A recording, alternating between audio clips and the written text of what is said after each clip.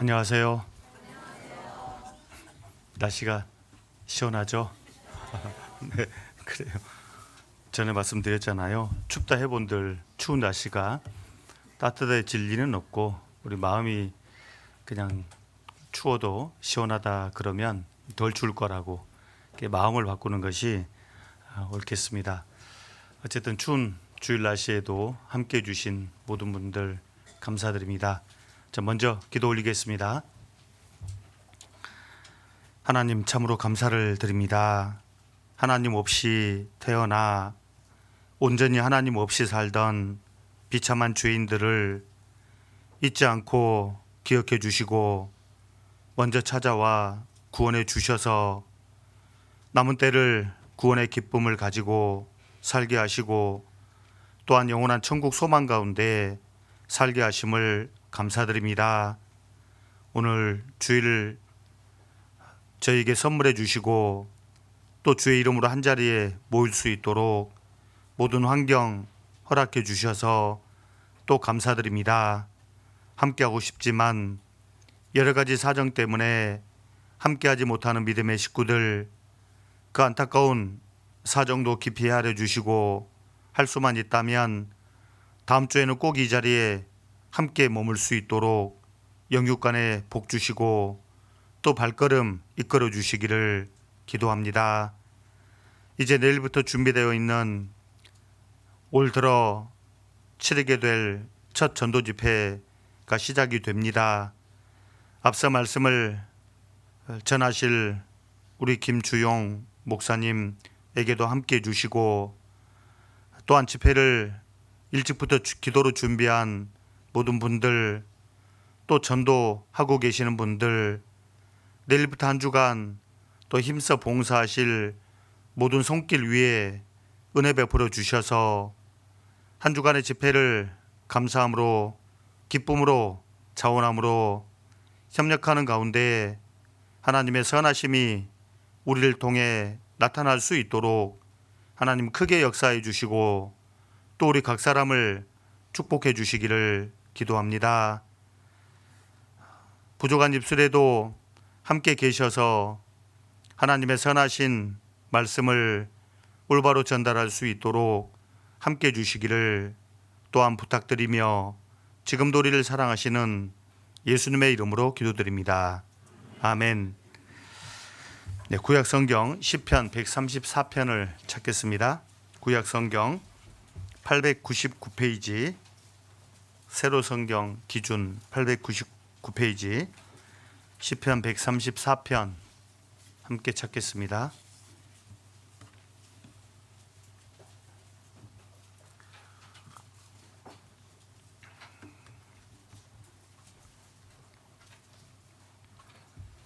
자, 134편 많이 길죠? 질문 하나 드리겠습니다. 성경에서 가장 짧은 어떤 장 어디에 있을까요? 예? 100 어떻게 하셨어요? 이러면 재미가 없는데? 맞아요. 117편이 달랑 2계절을 가지고 있고 두 번째로 짧은 성경이 여기 이제 134편 그리고 131편 두 개가 공동 2위입니다. 나머지는 잘 모르겠습니다. 자, 어쨌든 굉장히 짧은 그런 절수를 가진 성경이 134편인데요. 천천히 같이 자, 읽어보겠습니다. 밤에 여호와의 집에 섰는 여호와의 모든 종들아 여호와를 송축하라. 성소를 향하여 너희 손을 들고 여호와를 송축하라. 천지를 지으신 여호와께서 시온에서 내게 복을 주실지어다. 네, 되게 짧긴 하지만 이 속에 또 많은 의미가 함축되어져 있는 그런 성경 중에 하나입니다. 한 사람의 영혼이 구원을 받으면 구체적으로 뭘 해야 할지를 이 짧은 성경 속에 담아 두셨습니다. 천천히 함께 좀 배워보고 싶은데 1절 앞에 가로 열고 성전에 올라가는 노래, 그리고 가로 닫고 1절 이렇게 시작이 되는데요. 시편을 읽다 보면 우리가 잘 이해하기 어려운 그런 단어들이 이렇게 종종 등장합니다. 그 중에 하나가 아닐까 싶습니다. 성전에 올라가는 노래. 실제로 우리 시대 우리가 하고 있지 않은 일들이기 때문에 이건 구약 시대 이스라엘 백성들에게 익숙한 일이었기 때문에 우린 좀 거리감이 있긴 하지만 먼저는 성전에 올라가는 노래라는 이런 이제 표현을 통해서 이스라엘 백성들이 도대체 뭘 했을까? 요걸 한번 생각해 봤으면 좋겠는데요. 이스라엘 민족에게는 하나님이 저번에 말씀드렸던 것처럼 마치 율법처럼 이 법으로 정한 이 절기들이 있습니다. 총 7개의 절기가 있죠. 여호와의 7절기라고 부르고 그 7개의 절기 중에서 또 특별한 절기들이 있는데 그걸 이제 3대 절기라고 이렇게 말씀을 하기도 합니다.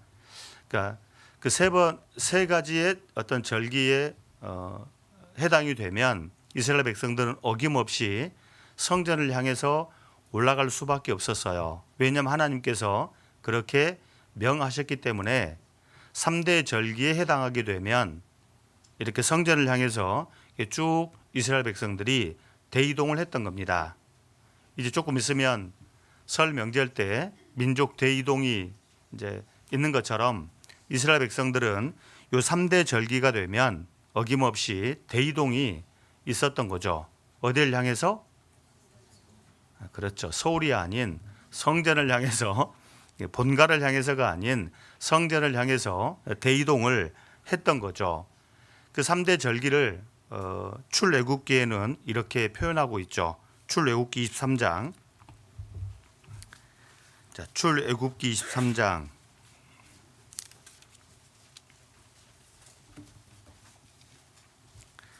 먼저는 배경을 이해해야지 그 다음 말씀들이 좀 이해가 잘 됩니다. 출애굽기 23장 14절.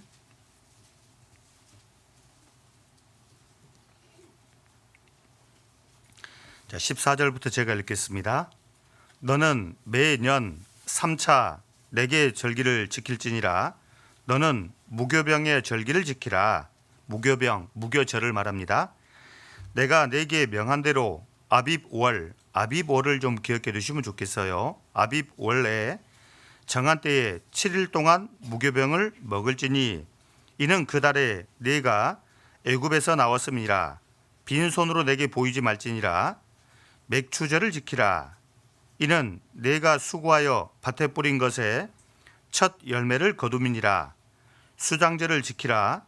이는 네가 수고하여 이룬 것을 연중의 밭에서부터 거두어 저장함이니라. 자, 17절은 같이 읽겠습니다. 너의 모든 남자는 매년 3번씩 주 여호와께 보일지니라. 하나님이 법으로 딱 정해 놓으신 거죠.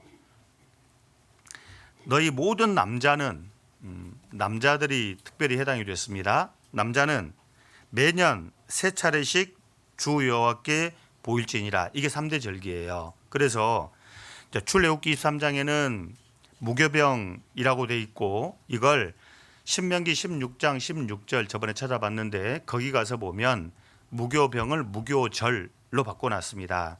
무교절은 이 유월절과 딱 붙어 있어요. 연결되어 있습니다. 둘을 뗄 수가 없죠. 유월절을 통과하자마자 그날부터 바로 그 시간부터 무교절이 시작되거든요. 둘은 같이 연결되어 있는 거죠. 그래서 무교절 이렇게 이제 무교병, 무교절 이렇게 이해하면 되시겠고, 그 다음에 이제 맥추절을 지키라라고 했는데 이 맥추절은 다른 이름으로도 종종 등장하는데 이 77절이라고 이렇게 이해하면 좋겠습니다. 77절 또는 오순절이란 이름으로 바꿔져 나오는데 얘네들이 한 가지 절기를 가리키는구나. 같은 절기인데 이름만 다르구나. 이렇게 이해하면 되겠어요. 맥추절, 77절, 오순절. 자, 맥추절을 왜 77절 또는 오순절이라 부르냐면 이 무교절 기간 동안에 이 첫 수확한 열매를 그 보리단, 맥추, 보리맥이잖아요. 이 보리 한 단을 하나님께 바친 날로부터 50일째 되는 날, 그래서 오순절이란 말이 나오게 된 겁니다. 7일 7번 반복하면 77, 49, 77절. 그러니까 처음 익은 보리 한 단을 하나님께 드린 그날로부터 7주가 반복되는 거죠. 49일이 지나고 50일째 오순절. 그래서 오순절 또는 77절 또는 맥추절이라 부른다. 이렇게 정리하면 딱 좋겠습니다. 그래서 맥추절을 지키라. 다른 말로 77절 또는 오순절을 지키라. 이렇게 이해하면 되겠습니다. 그런가 하면 마지막으로 수장절을 지키라 그랬는데 이 수장절 그냥 이제 신명기 16장 16절에는 이걸 초막절이라고 이렇게 바꿔서 또 말씀하기도 합니다. 근데 같아요, 둘이. 수장절, 곡식을 다 걷어놓고 창고에 가득 쌓아놓고 이제 기뻐하는 그 절기가 요 수장절인데 결국 이 수장절은 바꿔 말하면 이 초막절과 연결이 됩니다. 하나님이 주신 이 풍요로움을 기뻐하면서 과거 애굽 땅 종되었던 것을 기억하면서 이 지켰던 절기가 초막절이니까 이 초막절은 더 나아가 천년 왕국을 예표하고 있으며 한 걸음 더 나가면 영원한 천국을 상징합니다. 구원받은 그리스도인들은 다 알곡들이죠. 그 알곡들만 들어가는 천년 왕국 또는 영원한 천국. 그래서 이 수장절을 지키라, 다른 말로 초막절을 지키라 이렇게 바꿔서 표현이 되기도 하는데 표정들을 보니까 무슨 웬 방언을 시작부터 우리가 듣고 있구나. 살짝 졸리는데 주무세요. 안 깨웁니다. 주무시기 바랍니다. 어쨌든 이스라엘 백성들에게 남자라면 매년 세 차례에 이런 절기 날이 돌아오면 성전을 향해서 올라오라 라고 명령을 했죠. 그러면 이스라엘 백성들, 특별히 남자들 입장에서는 받은 것 없이 매년 3번 이렇게 올라오라 그러면 좋겠어요, 안 좋겠어요? 안 좋겠죠. 당연히 안 좋겠죠. 왜냐하면 이 3대 절기, 이스라엘 백성들이 지켜야만 했던 이 3대 절기를 지키는 그 시기 자체가 되게 바쁜 철이라고 말씀드렸죠. 정말 눈, 코, 뜰 새 없이 바쁠 철, 그때 올라오라 한 거거든. 그러니 마음이 얼마나 복잡했겠어요. 얼마나 불편했겠습니까? 그럼에도 불구하고 하나님은 올라오라 이렇게 명령하셨던 거죠. 자, 3대 절기를 말씀하기 전에 아까 기억해 두라고 하는 월, 달이 있었습니다. 아빕 월.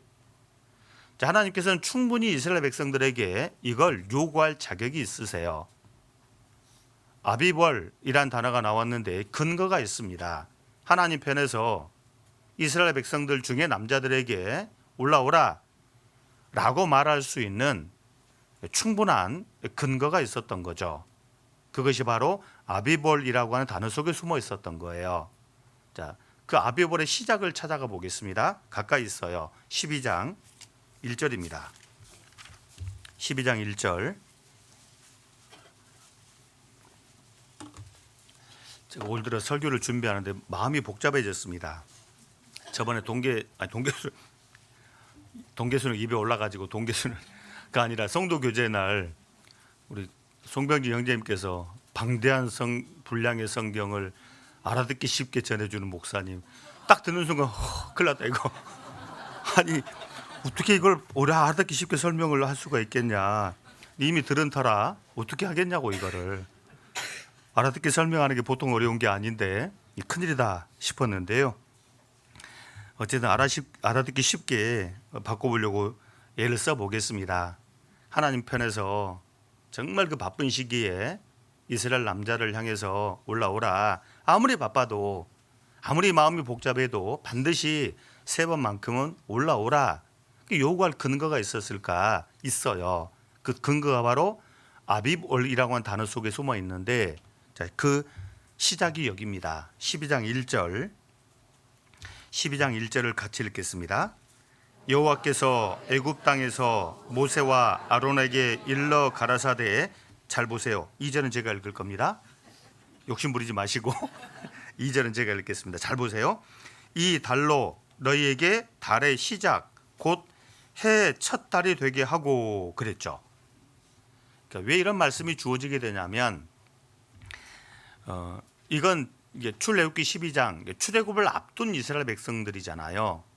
10번째 그 장자 죽는 재앙, 이게 이제 선포된 그 시점이지 않습니까? 다 죽게 된 이스라엘 백성들, 그 큰아들, 특별히 큰아들. 근데 살릴 수 있는 방법은 딱 하나밖에 없었어요. 돈이 아니었죠. 적당히 타협하면 될 일이 아니었던 거죠. 무조건 죽인다. 사는 방법은 1년 된 염소, 양을 한 마리 잡아서 그 피를 문 좌우 기둥과 임방에 바르면 내 살려준다.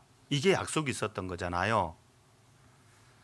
꼼짝없이 죽게 된 이스라엘 백성들, 그 장자, 큰아들. 그런데 어린 양의 대속으로 말미암아 살게 된 거예요. 죽게 됐는데 살게 된 겁니다. 그러면 이 사람에게 있어서는 그날부터는 제2의 인생이 시작된 거예요. 무슨 말 이해되세요? 꼼짝없이 죽게 됐는데 산 거예요. 그러면 이 사람에게 있어서는 제2의 인생, 두 번째 인생이 시작이 된 겁니다. 그러니 전과 후가 확실히 달라야 할 거다. 그런데 우리는 시간의 흐름 속에 있기 때문에 뭔가 특별하게 딱 정해주지 않으면 그냥 그저 그런 시간 속에 묻혀 살 수밖에 없을 거예요. 2025년이 가고 2026년이 시작됐습니다.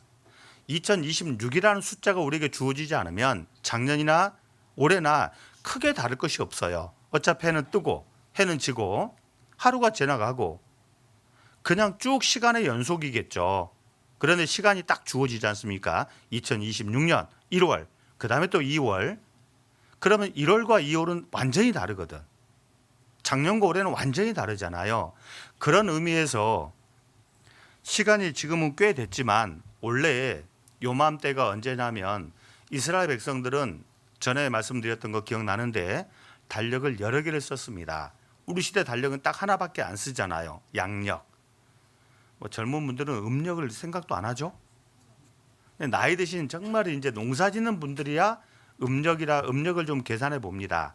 보통 양력 큰 것이 그 요일 묘태 그 밑에 날짜 밑에 조그만한 글씨로 그 써 있는 거 보셨죠? 그게 음력이거든. 그거 다 표시한 게 아니라 드문드문 가끔씩 표시를 해놔요. 그래서 앞에도 추적해가지고 숫자를 세 보면 오늘이 음력 몇 월 며칠이구나.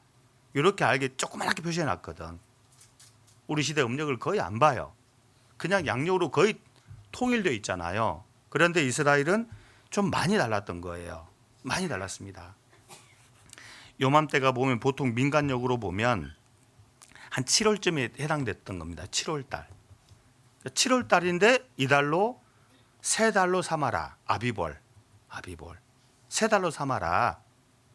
근데 왜 아비볼이라는 단어가 붙게 되냐면 민간역으로 보면 7월이지만 실제로 시기적으로 이 양력으로 보면 우리처럼 양력으로 보면 이때가 3, 4월이에요. 3, 4월에 해당해요.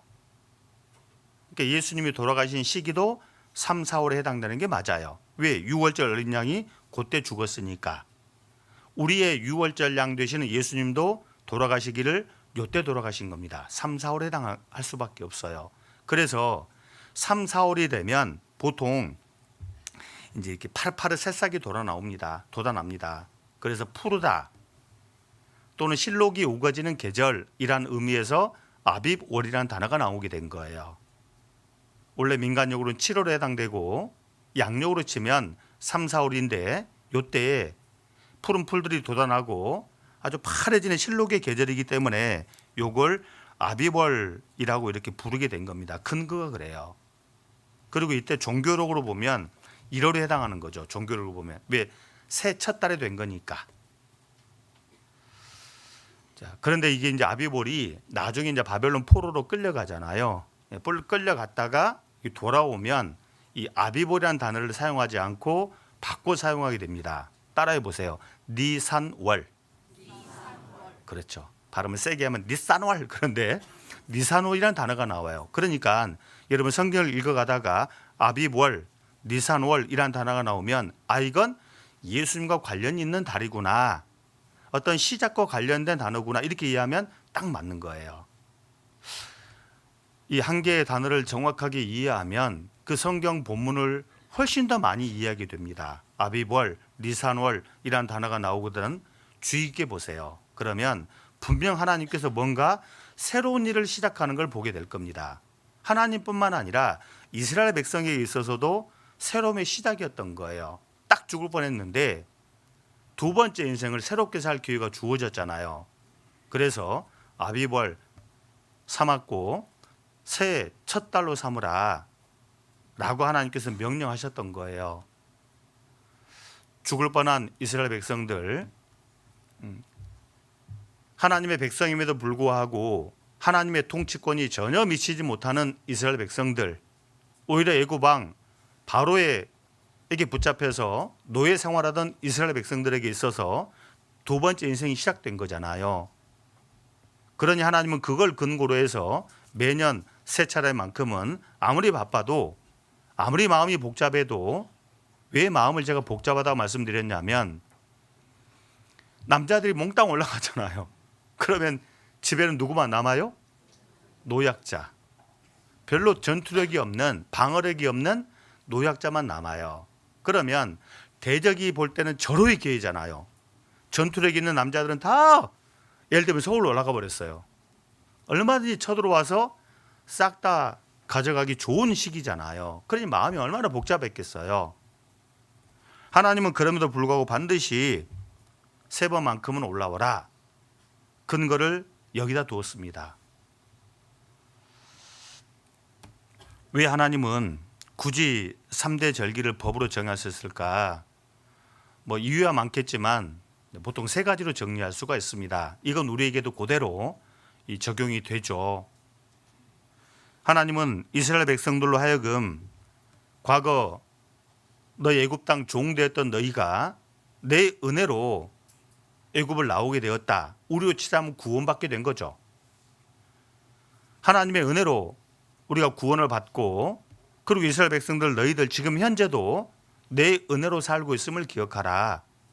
그렇죠. 하나님 은혜가 아니면 그들은 도무지 지킬 수가 없어요. 자기 자신도 지킬 수 없고 자기 가정도 지킬 수도 없고 나라도 지킬 수가 없죠.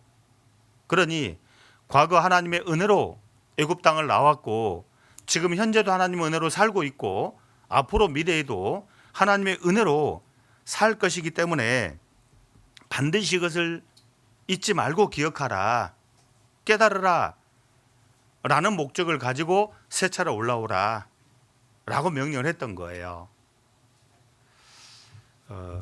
우리 시대 우리에게도 세 차례 정도가 아니라 우리에게 하나님께서 마치 법은 아니지만 그렇게 정해놓은 것들이 꽤 많이 있어 보입니다. 주일 모임, 수요 모임, 각종 작은 소 모임들, 하나님 올라오라 라고 우리에게 요구하시는 거죠. 근거가 충분하죠.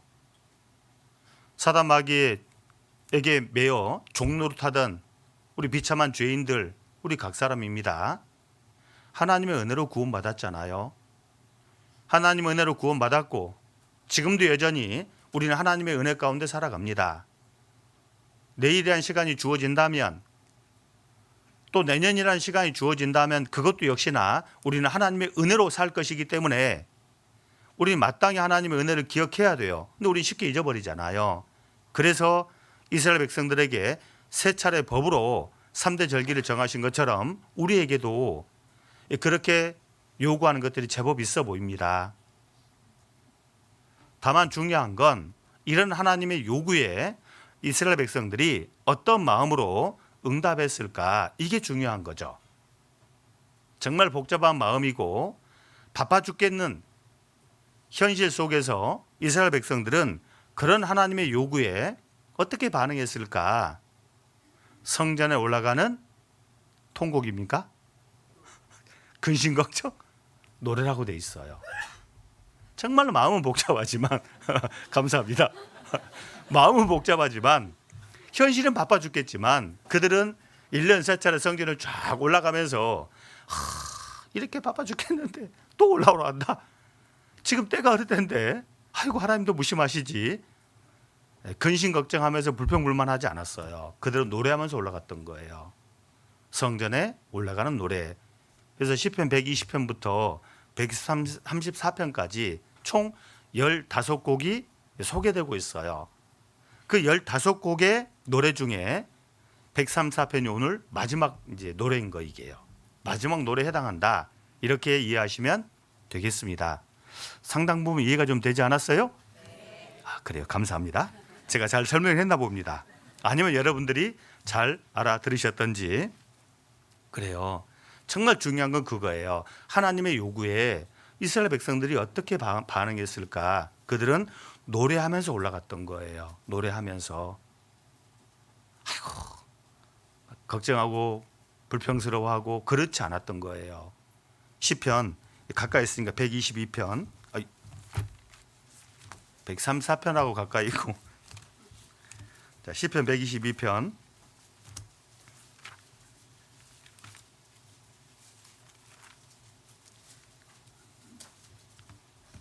시편 122편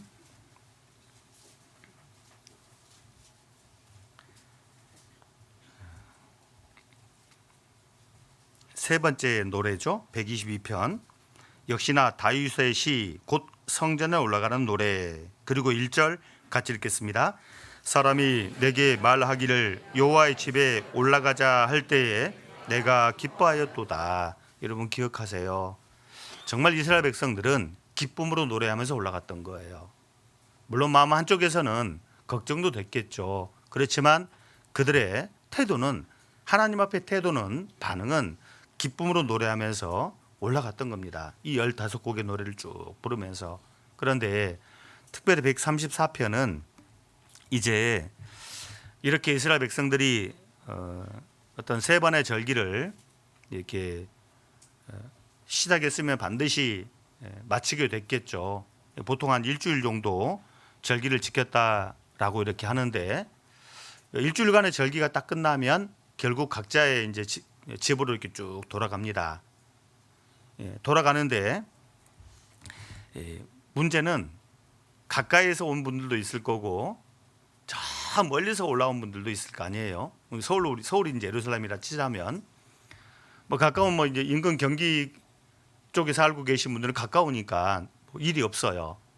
일 있는 지역은 저 경상도, 저 전라도 이쪽 사람들일 거라고. 그러면 이분들은 이제 절기가 딱 끝나는 날 마음이 어떻겠어요? 일주일간 집을 떠나왔었으니까 마음이 어떻겠어요? 되게 분주한 거예요.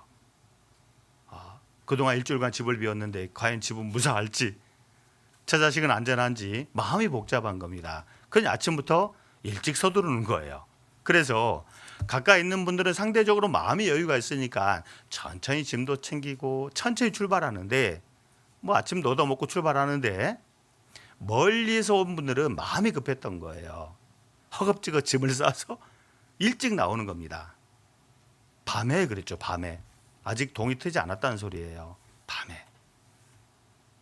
절기 맨 끝자락에 아직 채 날이 밝기도 전에 이제 정든 어떤 고향을 향해서 먼저 출발하는 분들이 노래 부르면서 가는 모습인 겁니다. 이게요. 꼭 하계 수양이가 좀 떠오르지 않으세요? 3박 4일 하계 수양이 마지막 날 되면 아주 그냥 진풍경이 펼쳐지잖아요. 목사님 기도 순간에도 벌써 부시럭부시럭 난리가 나요. 막 그냥 기도에 동참하자고 벌써 부시럭부시럭 끓고 있어요. 우리 식구들 올해 새해가 밝았으니 적어도 기도 시간은 움직이지 맙시다. 그러니까 하나님 보실 때 경건하지 않은 모습이에요. 하나님 앞에 기도하는 거잖아요. 광고야 뭐 특별한 일이 있어서 혹시 광고는 놓칠 수 있다 치지만 기도만큼은 놓치지 마세요. 스스로 경건하지 않음을 그렇게 드러내는 겁니다. 기도하는데 막 벌써 짐 싸는 분들이 계세요. 광고 시작하자마자 벌써 막 일어나, 그냥 벌써 막 나가 막 이렇게. 꼭 그 모습인 거 이게 보면.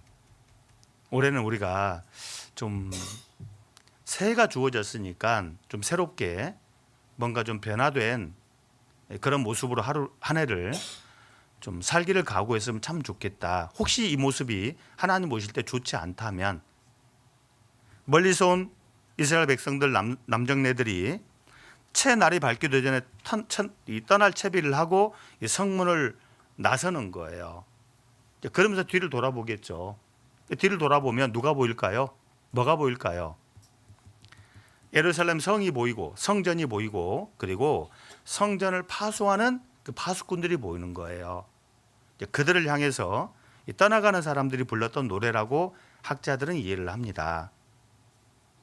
아직 동이 트지 않은 그 밤중에 누군가는 그 성전을 지키는 파수꾼을 역할을 하고 있었던 거예요. 그들을 향해 떠나가면서 그들의 수고를 위로하고 격려하고 축복하는 노래가 시편 134편이다. 이렇게 이제 보통은 이해들을 합니다. 그렇죠. 우리가 수양이 마치고 나오면 사실 순서가 바뀐 것 같아요. 우리가 그 봉사하는 분들 향해서 꾸벅 인사하고 수고했다고 해야 되는데 그분들이 오히려 더 막 안녕히 가시라고 잘 가시라고 인사하는 거 우리 보잖아요. 창문을 좀 열고 같이 좀 화답하는 게 좋을 것 같아요. 원래는 그쪽으로에게 인사할 게 아니라 먼저 떠나온 우리가 그분들의 수고를 위로하고 격려하고 축복하는 게 원래 맞는 겁니다. 성경적으로는. 근데 우리는 탁 앉아서 받고 죄송합니다. 거만한 겁니다. 이러면 창문 열고 수고 많으셨습니다 라고 격려하고 오는 것이 맞습니다. 성경적입니다. 이게 시편 134편이에요. 모두가 손을 흔들고 떠나가는 그 자리에 웃으면서 인사하는 그런 우리 하계 수양의 모습처럼 실제로 이스라엘 백성들은 세 번의 절기를 마치고 돌아올 때 그런 아름다운 모습들이 있었던 거죠. 생각해 보면 정말 그들의 수고를 알아주고 위로하고 격려하고 축복하는 것이 마땅해요. 왜냐하면 밤에 그랬죠. 밤에 그 밤이라는 이 단어 속에 많은 의미가 함축되어져 있죠. 밤, 어둠입니다. 보통은 대부분의 사람이 이 빛을 좋아하고 어둠을 싫어합니다. 밤은 누구에게나 좋은 모르겠습니다.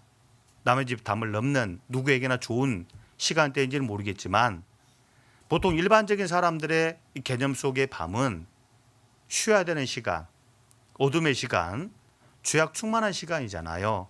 그런데 그런 밤에도 성전을 지키느라 또 절기를 지키기 위해서 여러 곳에서 모여든 그들의 안전을 지키느라 밤새 수고한 누가 있었던 거예요. 그런 그들의 수고를 떠나가는 그들이 알고 위로하고 격려하고 축복하면서 갔던 겁니다. 그들도 피곤할 텐데 또 밤이니까 쉬고 싶을 텐데 그리고 그들도 분명히 처자식이 있을 텐데 우리는 조그만 마음에 길이 멀기 때문에 일찍 떠나오지만 저들도 분명히 처자식이 있을 텐데 보고 싶을 텐데 그거 생각하니까 그들을 향해 이 축복이 들어간 노래를 부를 수밖에 없었던 거예요. 우리도 이제 뭐 봉사를 하든 뭘 하든지 하면 그분들의 수고를 좀 알아주는 것이 좋겠다. 정말 수고를 알아주고 그들의 수고를 위로하고 격려하고 더 나아가 축복하는 그런 우리 식구들 그런 교회가 됐으면 좋겠다. 한 가지 확실한 것은 이 당시에도 정말 그 밤중에 다들 쉬는 그 시간대 밤중에 성전을 지키고 그 남자들의 안전을 지키기 위해 수고를 다했던 그 누군가가 있었던 것처럼 우리 시대 교회 안에도 분명히 그런 분들이 계십니다. 밤에 여호와의 집에 서서 다 잠자는 시간대인데 서 있잖아요. 일하고 있단 말이에요. 일하는 그 누군가가 분명히 있어요. 우리 시대에도 아무도 알아주지 않아도 말없이 봉사하는 그 누가 있습니다. 그런가 하면 이 밤이 고난의 시기를 가리키기도 하죠. 고난의 시기. 정말 고난의 시기에 묵묵히 자기 십자가를 지고 터벅터벅 걸어가는 그런 삶을 살아가는 형제 자매님들이 계셔요. 내가 몰라 그렇지. 정말 그들을 위로하고 격려하고 축복하는 것이 같은 형제된 자매된 도리겠다. 밤에 여호와의 집에 섰는 여호와의 모든 종들아, 나는 비단길 꽃길을 걷고 있지만 누군가는 캄캄한 이 밤과 같은 고난의 길을, 고통의 길을 걷고 계신 분들이 분명히 계세요. 그분들을 향해서 위로하고 격려하는 것이 필요합니다. 한 발자국 더 나아가서 축복하는 것이 반드시 필요해요. 왜 축복이 필요한지는 맨 마지막에 말씀드릴 겁니다. 이게 반드시 필요해요. 그리고 우리 교회 안에서도 그러죠. 우리 교회 안에서도 정말 일찍 구원받고 묵묵히 말없이 이 교회를 지켜온 분들이 계시잖아요. 그분들이 희생과 헌신을 아꼈더라면 뒤에 구원받은 내 같은 게 과연 구원받을 수 있었을까? 오늘까지 교회가 지켜질 수 있었을까? 또 그거 생각한다면 정말 일찍 구원받고 교회를 지켜주신 그분들도 밤에 여호와의 집에 서 있는 여호와의 종들이라고 보시면 되겠어요. 그분들의 고마움도 반드시 우리는 기억해야 돼요. 그분들의 수고가 아니었다면 우리가 어떻게 구원받았겠어요? 어떻게 복음 말씀을 듣고 우리가 구원을 받을 수 있었겠습니까? 내가 스스로 잘나서 구원받은 게 아니에요. 이스라엘 백성들에게 3대 절기를 지키라 명하신 이유는 과거 하나님의 은혜로 너희가 구원을 받고 지금 현재도 하나님의 은혜로 살고 있으며 앞으로도 하나님의 은혜로 살 것이기 때문에 잊지 마라 라고 말씀하셨는데, 하나님의 은혜에 더하기 또 있었던 거예요. 또 있었던 거라고. 에베소서 2장입니다.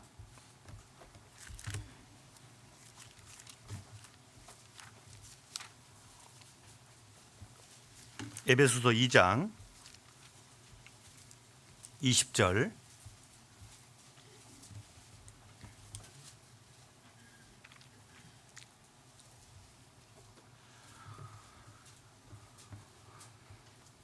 에베소서 2장 20절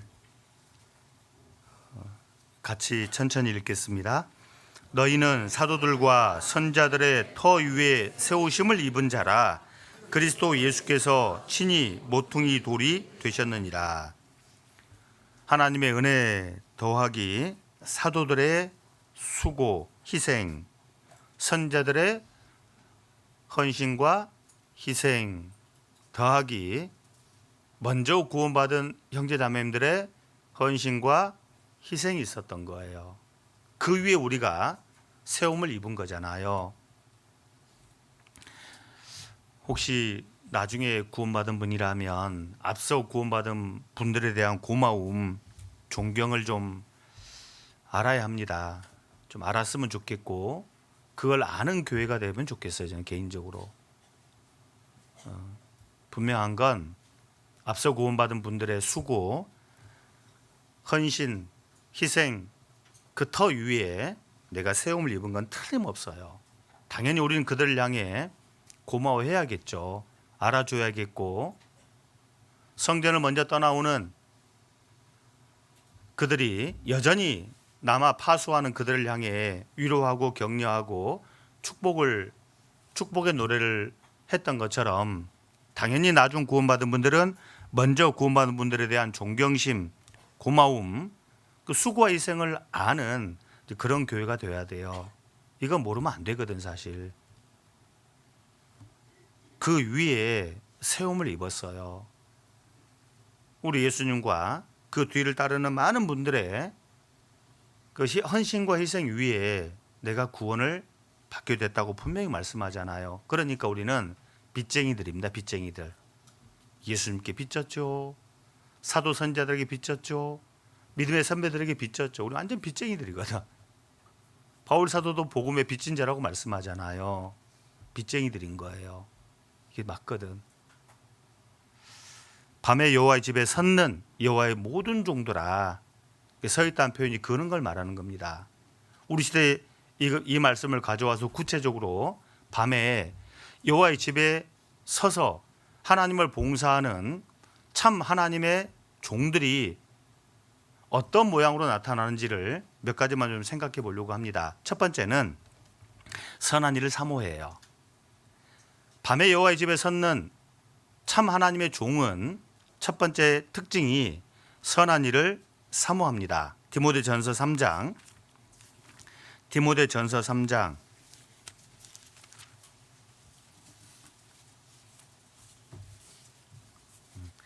디모데전서 3장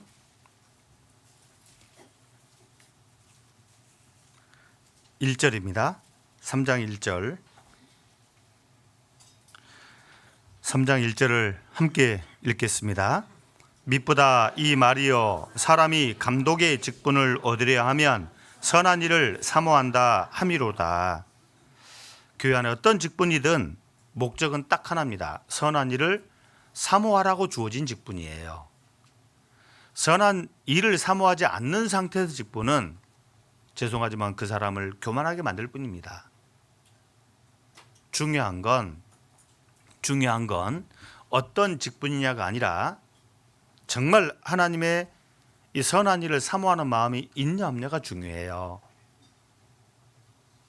선한 일을 사모하면 어떤 직분을 맡았다 하더라도 받았다 하더라도 다 감사합니다. 왜냐하면 이 선한 일이라는 이 단어 자체가 교회의 유익을 끼치는 모든 일들을 말하거든. 우리가 올 한 해 내가 어디에서 어떤 위치에서 뭘 하든지 항상 이것만 기억합시다. 담임 목사든 봉사회장님이든 어머니 회장님이든 조장님이건 조총무님이건 구역장님이건 상관없이 직분을 가졌든 갖지 않았든 상관없이 딱 하나만 기억합시다. 내가 정말 선한 일을 사모해야겠다. 선한 일. 바꿔 말하면 교회에 유익이 돼야겠다. 무익하면 안 되잖아요. 우리가 구원받기 전에는 무익한 자들이었습니다. 그런데 정말 구원을 받았다면 무익한 자가 아니라 교회에 유익한 자가 돼야 되잖아요. 교회에 유익한 자, 이게 선한 일이란 말이에요. 교회에 유익하지 않으면 이게 선하지 않습니다. 교회에 유익하면 다 선해요. 다 선해요. 진짜 그런 거라고. 그러니까 딱 하나만 기억합시다. 정말 교회의 유익되기를 내가 사모해야겠다. 나라는 존재가 진짜 교회에 유익되는 그런 존재가 되어야겠다라고 하는 마음의 각오, 결심, 딱 그거 하나만 기억합시다. 그거 위에 다른 걸 기억하면 복잡해져요. 되게 복잡해집니다. 딱 이거 하나만 기억하면 되게 단순해집니다. 그렇죠. 저도 교회 유익을 위해 존재하고 있고 그렇잖아요. 우리 모든 식구들도 교회 유익을 위해. 근데 교회 유익이 된다면 우리는 해야 합니다. 무조건. 정말 교회 유익이 된다면 우리 뭐라도 해야 돼요. 근데 교회 유익이 안 된다면 하지 맙시다. 그렇죠. 간단하잖아요. 정말 내 자신이 교회 유익이 되는 사람이 돼야겠고 정말 교회 유익이 된다면 우리는 뭐든지 해야 돼요. 뭐든지 해야 돼. 근데 교회 유익이 안 될 것 같으면 아무것도 하지 않는 게 맞습니다. 절대 해서는 안 된다 그 말이에요. 밤에 여호와의 집에 서 있는 종들의 첫 번째 특징이 선한 일을 사모합니다. 정말 이 일이 선한지 그렇지 않은지를 늘 항상 따지고 하기 때문에 하나님 오실 때 옳죠. 두 번째는 자기 자신이 어떤 존재인지를 절대 잊지 않습니다. 하물며 벌레인 사람 구덕인 인생이랴. 우리가 가끔씩 자기 자신을 잊을 때가 많은데 우리는 절대 잊지 말아야 할 것이 내가 어떤 사랑을 받았는지 또 그 사랑을 받기 전에 내가 어떤 사람이었는지를 절대 잊으면 안 돼요. 너무 쉽게 잊어버리니까 신명기 기억하라, 기억의 책 말씀드렸죠 저번에. 과거 너희가 애굽 땅 종 되었던 걸 기억하라. 종이 아니라 노예죠. 노예. 정확히 말하면 노예. 노예라고 노예. 과거 너희가 애굽 땅 노예되었던 시절을 기억하라. 즉 하나님의 은혜를 깨닫기 전에 너희가 어떤 신분이었는지를 기억하라. 잊지 마라. 그리고 그런 애굽에서 나오게 된 건 너희 힘과 능력이 아니라 하나님의 큰 팔이라고 그랬잖아요. 하나님의 능력과 펴신 팔로 내가 너희를 애굽 땅 종되었던 곳에서 끌어냈다. 이렇게 말씀하잖아요. 신분이 바뀐 거예요. 신분이. 노예에서 하나님의 아들로 바뀐 거잖아요. 그러면 우리 편에서 자랑할 게 있나요? 뭐 큰소리 할 게 있을까요? 과거 아무것도 아닌 노예의 주제가 벌레의 구더기 같은 인생이 겨우 하나님의 은혜로 구원을 받았고 지금도 여전히 하나님의 은혜로 겨우 살고 있는데 앞으로 미래에도 하나님의 은혜가 없으면 살 수 없는 존재인데 무엇 대단한 게 있다고? 우리가 잊으면 반드시 문제가 생깁니다. 잊으면 문제가 생기게 돼 있어요. 자기 자신이 꽤 괜찮은 사람이라고 착각하는 순간 지금 현재 내 위치, 내 모습에 회의가 생길 수가 있어요. 그러면 그걸로 끝이면 좋으련만 그 다음 게 일어납니다.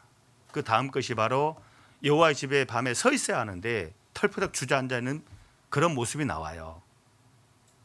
밤에 여호와의 집에 앉아 있는 종이 돼요.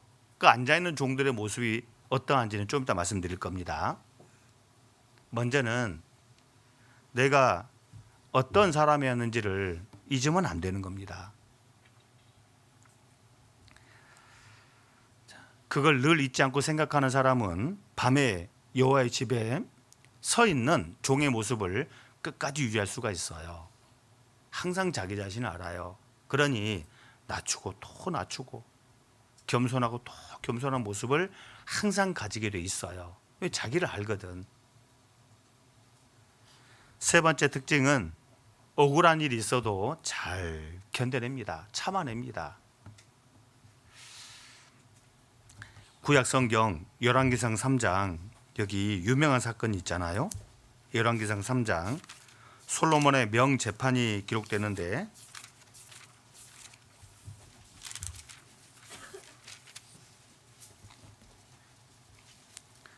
열왕기상 3장 26절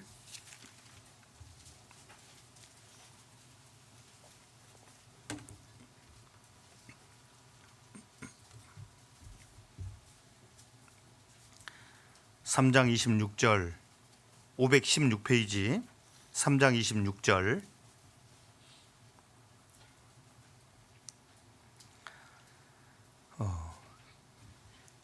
천천히 제가 읽겠습니다. 26절 그 산 아들의 어미 되는 계집이 그 아들을 위하여 마음이 불 붙는 것 같아서 왕께 아뢰어 가로되 청컨대 내 주여 산 아들을 저에게 주시고 아무쪼록 죽이지 마옵소서 하되 한 계집은 말하기를 내 것도 되게 말고 내 것도 되게 말고 나누게 하라 하는지라. 솔로몬의 명재판 아시죠? 한 집에 두 여인이 있는데 비슷한 시기에 아들을 놓은 겁니다. 근데 한쪽 어미가 잠버릇이 고약했던지 그냥 그만 아이를 이렇게 이제 압사시킨 것 같아요. 지식사시킨 것 같습니다. 일어나 보니까 아이가 죽어 있는 거예요. 아이는 갖고 싶고 자야 아기는 죽었고 보니까 옆에 살아있는 아이가 있잖아요. 몰래 바꿔치기 한 거예요. 이렇게 싹 바꿔치기 한 겁니다. 이제 꿈에도 모르고 잠에 깨어보니까 자기 아들이 죽어 있는 걸 발견한 진짜 엄마는 얼마나 기가 막혔겠어요. 근데 가만히 보니까 아니거든. 오늘의 새야 우리나라를 조금 구별하게 생겼습니다. 오늘의 새야 쌍둥이니까 앞만 봐도 그게 그건데 다르다고 하니까 나 이해가 안 되더라고. 근데 누가 설명을 해주더라고요. 우리는 이런 특징이 있고 나라는 이런 특징이 있다. 그 개념을 가지고 딱 가서 보니까 다르더라고. 오, 그렇구나. 이제 좀 이제 분별력이 생겼는데, 그렇죠. 진짜 아이를 낳은 엄마가 왜 모르겠습니까? 이거 내 아이 아니구나. 바꿔진 거구나. 해서 찾아가서 내놔라 했더니 남의 아이를 훔쳐갈 정도면 보통 내기가 아니잖아요. 뭔 소리냐? 이 애가 내 거고 그 준 건 네 거다. 이 말이 안 되잖아요. 해서 솔로몬께 이제 지혜의 왕 솔로몬에게 가져온 사건이 이거예요. 솔로몬이 가만히 보니까 유전자 검사 다수도 없고 어찌하면 좋을까 하다가 이제 답을 내린 겁니다. 답을 내린 거거든. 그래, 아이는 하나인데 엄마는 둘이라. 그러면 정확하게 공평하게 똑 나눠 가지고 반씩 나눠줘라. 무지막지한 판결을 내린 거예요. 진짜 엄마는 마음에 불이 붙은 거예요. 와, 이거 참 좋냐. 내가 키웠고 저거 내 아이라고 우기면 아이가 반 나눠 죽게 생겼고, 근데 진짜 엄마 아닌 엄마는 여인은 어때요? 아이고, 과연 듣던 대로 아주 명쾌하시군요. 그렇게 해주세요. 나눠주세요. 사랑이라는 게 없으니까. 그걸 보고 솔로몬이 진짜 의미를 딱 가려내잖아요. 보세요. 만에 하나 진짜 엄마가 끝까지 자신의 옳음을 주장했었더라면 죽어요. 아세요? 얼마나 억울합니까? 자기 10달 동안 고생스럽게 이 배에 담고 키웠잖아요. 그 10달 동안 수고가 결코 작지 않아요. 그런데 아이를 잃게 된 상황이에요. 어쩌면 자신 목숨보다 더 귀할지 몰라요. 그런데 지금 뺏길 상황이거든. 얼마나 억울합니까? 근데 그 자신의 옳음을, 억울한 마음에 자신의 억울함을 끝까지 옳음을 주장했더라면 아이는 죽어요. 죽는다고.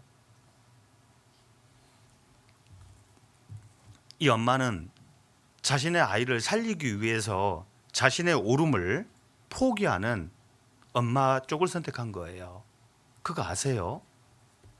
교회 안에서도, 가정에서도, 직장에서도 정말 하나님이 직접 다스리지 않는 한은 어디에서나 공정하지 못한 일들이 얼마나 많습니까? 직장도 그렇고 가정도 그렇고 교회도 그렇고 가끔씩은 억울함을 느낄 때가 많아요. 근데 문제는 뭐냐면 정말 밤에 여호와의 집에서 있는 종들은 억울해도 참아요. 찬송가, 우리 찬송 그렇게 부르죠? 억울할 때마다 따박따박 따진다? 어떻게 해요? 억울해도 참는 거라고 우리 찬송 부르잖아요. 맞아요. 그 정답이요. 성경도 그렇게 말씀하고 계세요. 자신의 옳음을 끝까지 주장하면, 포기하지 않으면 죽게 될 거라고. 반드시 죽어요. 아이도 죽고 엄마도 죽어요. 사실 자기 눈앞에서 아이가 죽는데 자기 살았다고 사는 거냐고. 이게 살아도 사는 게 아닌 거예요. 아세요? 진짜 하나님의 종은 억울한 일이 있어도 잘 참아요. 밤에. 그렇죠. 잘 참아봅시다. 억울한 일이 한두 가지겠어요. 가정에서든 직장에서든 교회 안에서든 잘 참아내봅시다. 올 한 해. 그리고 네 번째 특징이 자신이 가지인 것을 정확하게 알아요. 우리가 나무입니까? 가지입니까? 가지들이에요. 근데 자신이 나무라 생각하면 여호와 이 하나님의 집을 떠나갑니다. 그런데 자신이 가짐을 아는 성도라면 절대 여호와의 집을 떠나가지 않아요. 밤에 여호와의 집에 섰는 여호와의 모든 종들아. 다른 사람들은 다 일찍 집으로 가도 자기만큼은 아직도 남아있는 자들이 있기 때문에 성전을 지켜내야 돼요. 밤에 서 있잖아요. 피곤한데도, 힘든데도, 쉬고 싶은데도, 졸린데도 그 자리에 탁 서 있잖아요. 버티고 있잖아요. 마치 그처럼 자신이 가진 걸 정확하게 아는 사람은 무슨 일이 있어도 항상 거기 딱 있습니다. 거기 있거든. 이게 요한복음 15장 포도나무와 가지 비유잖아요. 혹여라도 자신을 나무라 생각하면 언제든지 얼마든지 나무를 떠나듯이 하나님의 집을 떠나는 그런 모습으로 나타나요. 가만히 생각해 보세요. 교회를 가끔씩 떠나가는 분들이 계십니다. 왜 떠나가죠? 착각해서 그래요. 자신이 가지가 아니라 나무라 생각하니까. 나무면 어디 가도 살만하거든. 가지는요, 물론 가지도 가지 나름이에요. 소나무 가지, 참나무 가지는 힘이라도 있지. 근데 포도나무 가지는요, 아무짝에 쓸모가 없습니다. 열매 맺는 거 말고는 진짜 말 그대로 아무짝에 쓸모가 없어요. 한번 보세요. 그런가 안 그런가. 우리는 가지 중에서도 정말 별것 아닌 그런 가지라는 사실. 그러니 악착같이 붙어 있어야죠. 누가 뭐래도 악착같이 붙어 있어야죠. 그래야 살아남는 거니까. 사대 교회나 서머나 교회나 이 빌라델비아 교회 같은 경우는 가지 교회라고 보시면 될 거예요. 서머나 교회 어마어마한 박해, 거기다가 경제적인 곤란함, 그래도 교회를 딱 지키는 거 봐요. 가지죠, 가지 교회인 거죠. 빌라델비아 교회 역시나 형편이 어렵지만 시골 촌 동네 교회지만 형제 사랑을 나타내는 그 일에 대해서만큼은 탁월한 그런 교회, 정말 가지 같은 교회죠. 주님 오시는 그날까지 우리는 이 교회 안에서 가지의 역할을 충실하게 해야 할 겁니다. 자, 이런 사례가 있더라고요. 그 미국 이 아이오와주 키오쿡 제1침례교회에서 있었던 일이라고 하는데요. 그 침례교회 여성도 한 분이 계신답니다. 그 에피 린 퀴스터라고 하는 이름을 가진 성도가 계시는데, 이분은 교회를 88년 다녀서 세계 기록을 세웠답니다. 88년 동안 이 교회를 계속 출석을 한 거예요. 이분이 총 8,000번의 설교를 들었답니다. 4,000번의 각종 기도에 참여했답니다. 50년 동안 교회학교 교사를 했답니다. 우리 교회학교 교사분들 50년을 하셨답니다. 이 에피 린 퀴스터라고 하는 이 여성도 50년 교회학교 학생들을 가르쳤답니다. 자신이 가르친 학생 중에 10명이 목사가 나왔답니다. 50년 동안 교회학교 교사 봉사를, 정말 가지 같은 성도죠. 자신이 어떤 존재인지를 정확하게 알아요. 이분도 밤에 여호와의 집에 섰는 여호와의 모든 종들아 라는 말씀 속에 딱 들어갈 분이죠. 우리가 딱 그렇게 돼야 되지 않겠습니까? 지금 당장에 우리가 누가 누구를 평가하거나 이렇게 하기 어렵죠. 그렇지만 시간이 지나면 다 우리 각 사람을 누군가는 평가하지 않겠냐고요. 정말 그때 암흑의 성도는 밤에 여호와의 집에 섰는 하나님의 종이었다라고 하는 그런 인정을, 평가를 받아야죠. 이런 거 말고도, 이런 특징들 말고도 이 밤에 여호와의 집에 서 있는 종들의 모습이 우린 분명히 알고 있습니다. 이게 정말 이런 모습이 좋은데 다는 아니에요. 또 그런가 하면 여호와 집에 앉아 있는 그런 성도들도 있습니다. 이스라엘 백성들이 애굽을 나와서 40년 동안 뱅뱅뱅 돌았는데, 보세요. 이스라엘 백성들이 애굽을 분명히 나왔죠. 가나안 땅을 목표로 계속 40년을 걷는데, 가만히 보면 이스라엘 백성들은 40년 동안 애굽으로 돌아가지도 못하고 가나안 땅에 들어가지도 못하고 계속 돌았어요. 그 모습은 마치 무슨 모습입니까? 밤에 여호와의 집에 앉아 있는. 여러분, 앉아 있으면 어디 못 가잖아요. 앉아 있으면 어디 못 가잖아요. 서 있어야지 뭔가 지킬 수도 있고 한 발짝 전진할 수도 있을 건데, 가만히 앉아 있으면 변화가 없다고 말이에요. 이도 저도 아닌 딱 그런 모습이단 말이에요. 근데 이스라엘 백성들 40년 내내 똑같은 모습을 가지고 있었던 거예요. 좀 빨리빨리 한번 찾아봅시다. 출애굽기 14장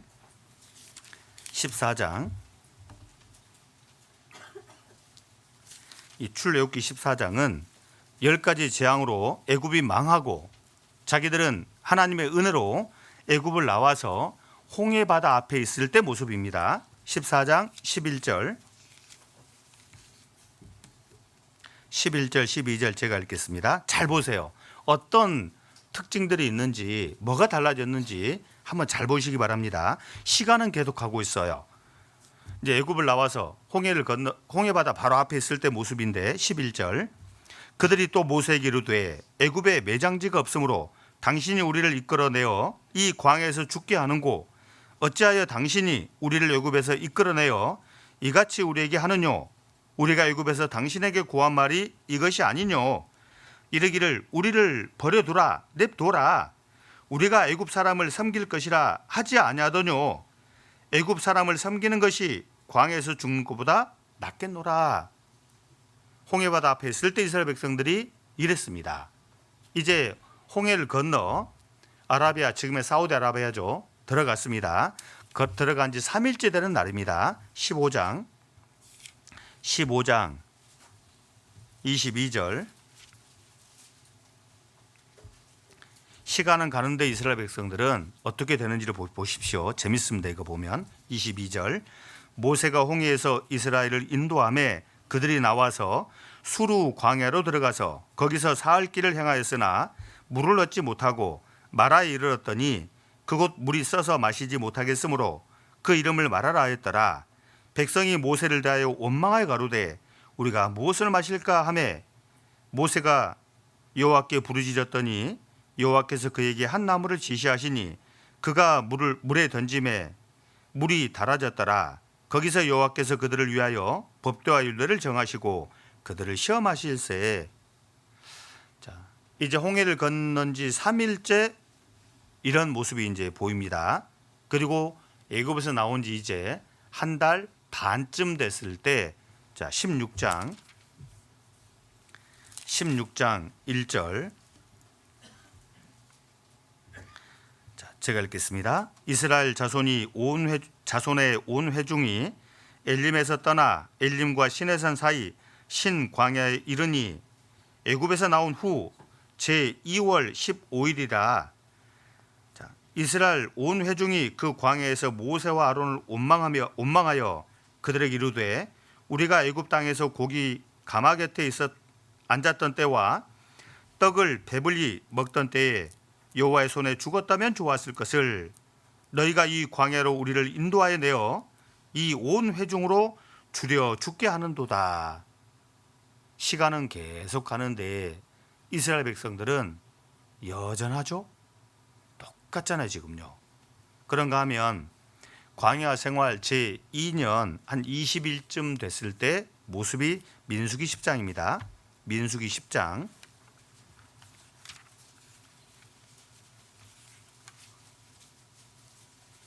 민수기 10장 11절.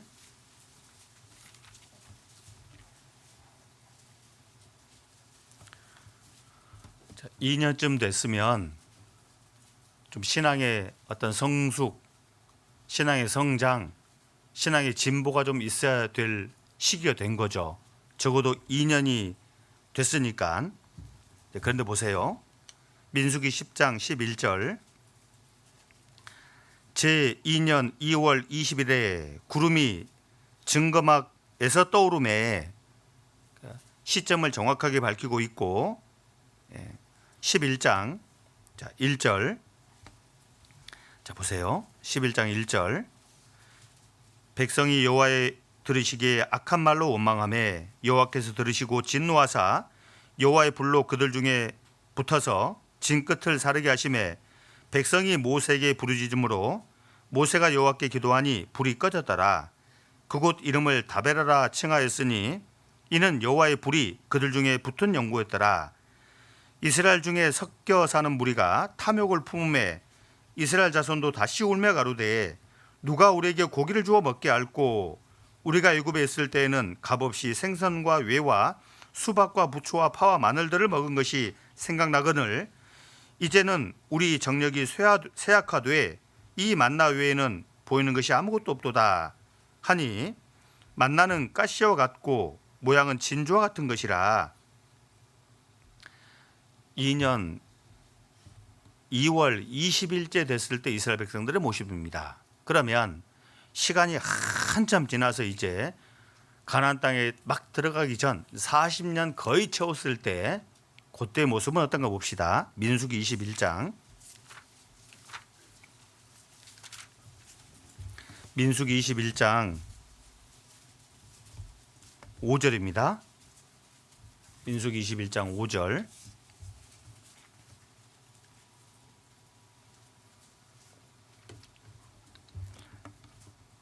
자, 5절 함께 읽겠습니다. 백성이 하나님과 모세를 향하여 원망하되 어찌하여 우리를 애굽에서 인도하여 올려서 이 광야에서 죽게 하는고. 이곳에는 식물도 없고 물도 없도다. 우리 마음이 이 박한 식물을 싫어하노라 하며. 대체 얘들을 어찌하면 좋을까요? 노예는 아주 비참하잖아요. 신세 자체가. 노예는 인간이 아니요. 말하는 이거 그냥 짐승이지 인간이 아닌 거라고. 그런 취급받던 이스라엘 백성들을 겨우 하나님 은혜로 끌어내줬더니 하는 말 좀 들어보세요. 첫날부터 시작해가지고 마지막 날까지 지금 계속 원망하고 불평하고 이곳에는 먹을 것 없다, 죽겠다. 아이고, 그러니 누구를 하나님이 들여보내겠습니까? 여호수아 갈렙 빼고는 다 죽었잖아요. 결론은 이스라엘 백성들의 광야 40년 이 생활의 모습은 여호와의 집에 앉아 있는 모습인 겁니다. 전혀 바뀐 게 없어요. 한 발짝도 진보한 게 없잖아요. 특징이 바로 원망 불평이 많은 겁니다, 여러분. 원망 불평은 하나님 앞에 악한 거예요. 이게 왜요? 하나님의 은혜를 정면으로 반박하는 거잖아요. 왜 불러냈냐고. 고기 살았으면 훨씬 더 좋았겠다. 외도 먹고 부추도 먹고 파 마늘도 먹고 정력도 좋았는데 하나님 은혜를 따라 나와봤더니 이건 뭐 아무것도 아니구나. 이거 괜히 나왔네. 그렇게 싫으면 가지, 돌아가든지 애굽으로. 그렇잖아요. 죄송합니다. 그렇게 싫으면 애굽 땅으로 가든지 다시 노예 되든지. 노예도 안 돼. 노예 생활로는 하기 싫고 안 가. 그러면서 앉아가지고 저부덕 주저앉아가지고 이러고 있는 모습, 여호와의 집에 앉아있는 우리 시대 성도의 모습인 겁니다.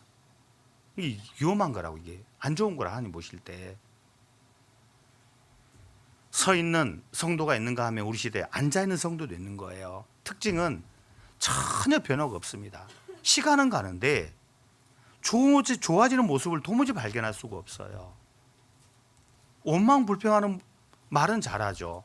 근데 신앙의 진보는 없어요. 특징이 그렇습니다. 특징이. 올 한 해 우리가 신앙의 진보를 좀 이뤄봅시다. 더 큰 일을 보는 교회, 더 큰 것을 하는 교회가 돼야죠. 전에도 큰 걸 봤어요. 그렇지만 올해는 더 큰 걸 봐야죠. 전에도 큰 일을 했어요. 그렇지만 더 큰 일도 해봐야죠. 그러려면 서 있어야 돼요. 앉아서 무슨 일을 하겠냐고. 서 있어야 한단 말이에요. 앉아 있는 거는 그나마 또 다행스러운 일이에요. 거기 앉아 있으니까 그나마 어디 안 가고. 최악이죠. 최악이. 밤중에 여호와의 집을 떠나는 사람이 있어요. 떠나는 사람.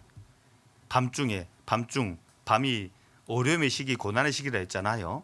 조그만 어려움이 닥치면 바로 그냥 떠나는 이제 그런 최악입니다. 이거는 그나마 앉아 있는 건 그나마 나은 건데 최선은 서 있는 거고, 최악은 떠나는 그런 일이 있어요.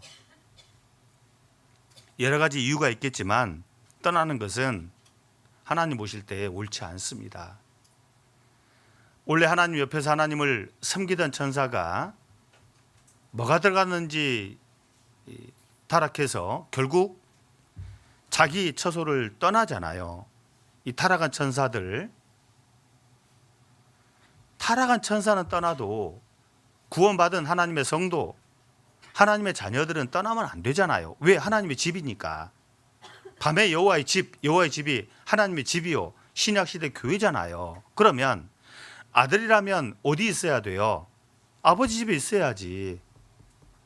아버지 집에 있는 그 아들이 아버지 아들이란 증거지. 아버지 싫다 떠나가면 이게 진짜 아들인지 아닌지 어떻게 알 거냐고. 이게 아무리 밤 같은 고난, 시련 뭐가 있다 하더라도 떠나는 건 위험한 겁니다. 정말 위험한 거라고. 왜 떠나냐고. 결국 떠나는 것은 사도 요한이 요한 1서에 분명하게 이유를 밝히죠. 저희가 우리에게서 나갔으나 우리에게 속하지 아니하였나니 만일 우리에게 속하였다면, 그렇죠. 정말 우리에게 속하였다면, 참으로 하나님의 아들이었다면 어떻게 아버지 집을 떠나겠냐고. 뭐 일시적으로 그럴 수는 있죠. 가출 비슷하게 며칠 나가서 시위하다 돌아오는 뭐 그런 일은 뭐 저처럼 가출까지는 아닙니다. 어쨌든 하루도 못 갔는데 해 떨어질 때까지 산으로 도망갔다. 해 떨어지니까 결국 집으로 갈 데가 없더라고요. 아니 다른 집 가본들 너 왜 왔냐 그럴 거 아니에요. 내 아들도 아니 너 왜 왔어 그러지. 네 집 가라 그럴 거 아니에요. 근데 결국 제가 갈 곳은 제 집밖에 없더라고. 밤에 몰래 그냥 살짝 이제 들어갔는데 아버지 뭐라 안 하시더라고. 천만다행이었는데요. 그렇죠. 아들이 갈 데가 어디가 있냐고. 아버지 집밖에. 사도 요한은 정확하게 이유를 말씀하고 있어요. 누가 나간 자가 있다. 근데 왜 나갔겠냐. 만일 우리에게 속하였다면 안 나갔을 거다. 근데 저들이 나간 것은 우리에게 속하지 아니함을 나타내는 것밖에 더 있겠냐. 이렇게 말씀하잖아요. 떠나지 맙시다. 주님 오실 날이 그리 멀지 않은데 떠나지 맙시다. 내가 지켜야죠. 시편 134편은 다들 자기 고향으로 돌아가는데 여전히 남아서 성전을 지키고 그 안에 있는 누구의 안전을 지키기 위해 수고하는 이들에게 격려와 위로와 축복이 담긴 노래라고 말씀드렸습니다. 신약 시대에 교회가 있습니다. 하나님의 집 교회가 있어요. 우리는 그 교회 안에서 서서 교회를 지키고 복음을 지켜야 될 그런 책임 있는 사람들이에요.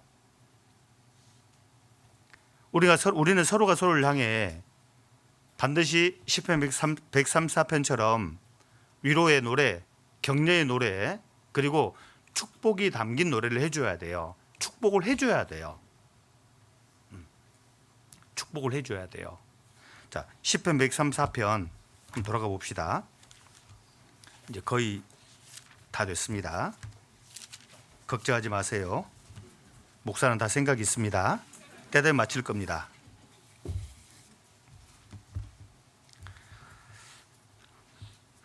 시편 134편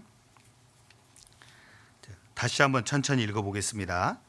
밤에 여호와의 집에 섰는 여호와의 모든 종들아 여호와를 송축하라. 성소를 향하여 너희 손을 들고 여호와를 송축하라. 천지를 지으신 여호와께서 시온에서 내게 복을 주실지어다.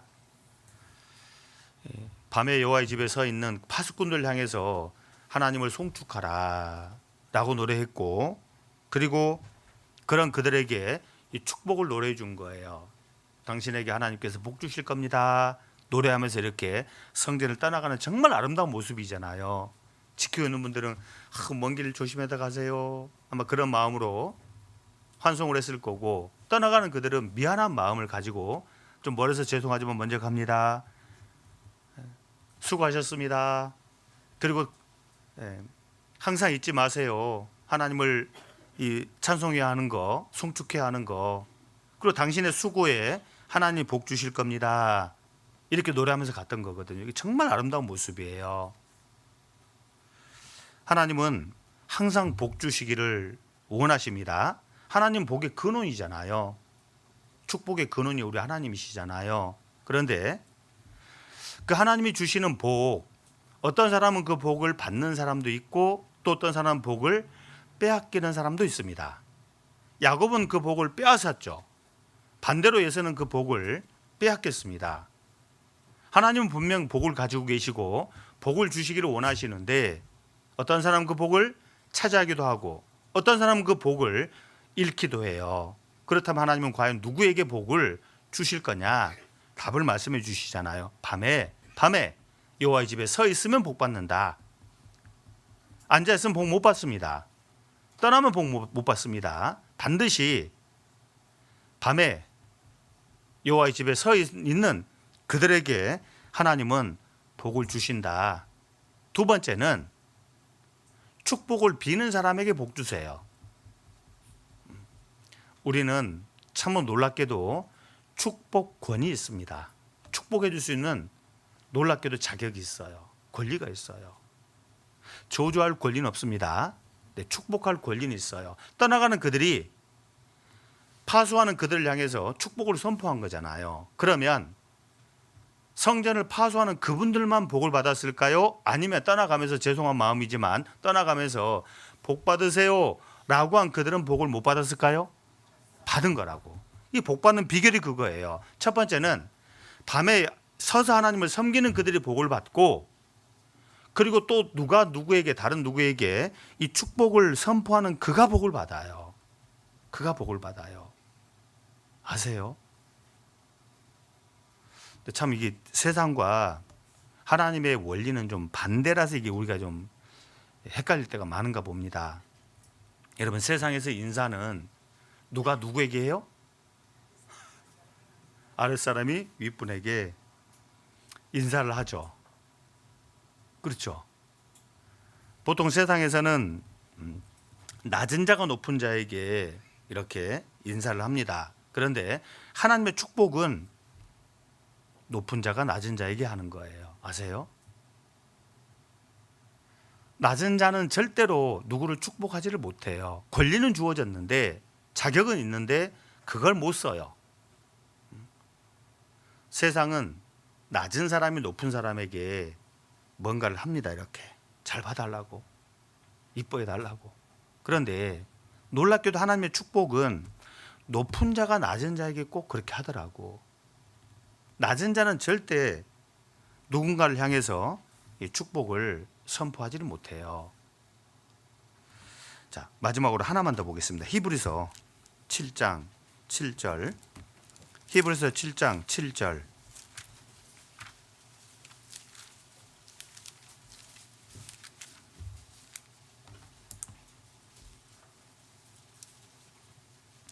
자, 7장 7절.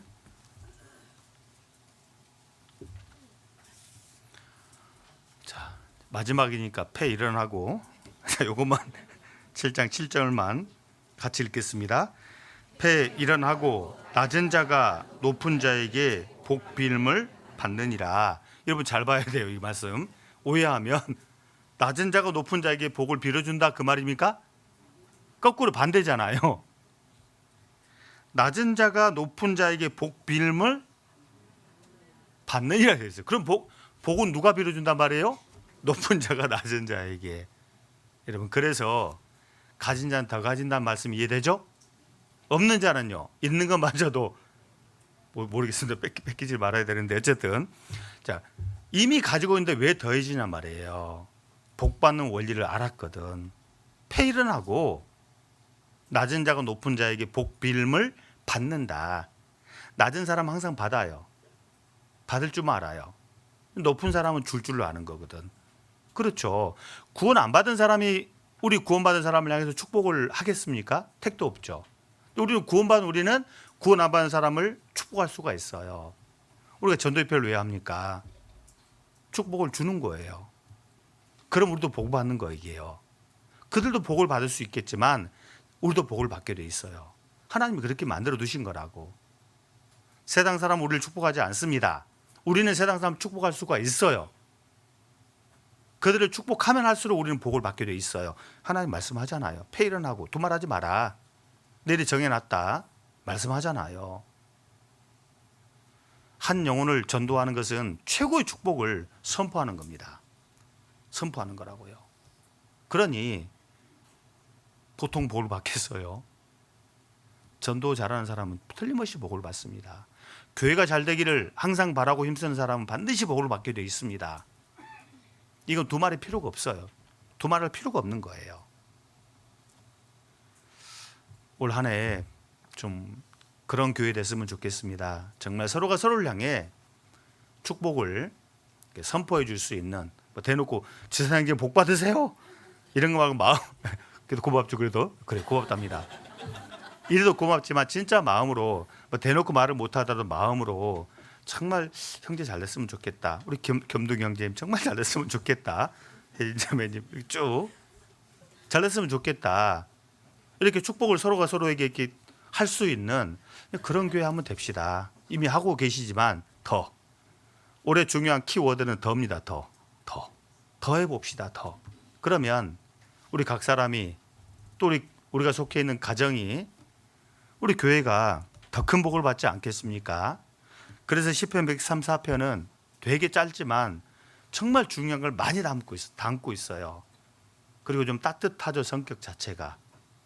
쭉 읽어보고 의미를 정확하게 알면 되게 마음이 따뜻해지죠. 그래서요, 혹시 밤 같은 어떤 어려움이 있거들랑 134편을 많이 읽어보세요. 그러면 내가 남은 때를 어떻게 살아야 할지를, 그것에 대한 답을 정확하게 얻게 될 거라고 봅니다. 아무쪼록 다음 한 주간 끝까지 퐁당퐁당 하지 마시고 쭉 좀 같이 함께해서 구원받아야 할 분들을 향해서 우리가 같이 마음껏 축복을 선포하는 그런 집회 됐으면 좋겠습니다. 마치겠습니다. 하나님 아버지, 너무도 감사를 드립니다. 죄 많은 우리를 죄대로 벌하지 않으시고 오히려 감당하기 어려운 놀라운 우리 예수님의 십자가의 보혈의 공로로 말미암아 주어진 이 구원의 은혜를 선물해 주시고 남은 때를 살게 하심을 감사합니다. 참으로 올 한 해 구원을 받은 자답게, 하나님의 아들 된 자답게 하루하루를 힘있게 살아갈 수 있도록 영육간에 우리 하나님 마음껏 축복해 주시고, 가정도 축복해 주시고, 또 우리 교회를 축복해 주셔서 우리를 통해 하나님의 더 큰 역사가 힘있게 나타남으로 말미암아 하나님께 영광이 되는 그런 저희가 되기를 간절히 소원합니다. 때마다 일마다 함께해 주시고 은혜 베풀어 주셔서 하나님을 봉사하며 교회를 세워가는 모든 일에 부족함 없도록 하나님 우리와 함께해 주옵소서. 나머지 모든 시간들도 오직 자비로우신 우리 하나님 손길에만 의지합니다. 하나님 도와주옵소서. 우리를 사랑하시는 주 예수님의 이름으로 기도드립니다. 아멘.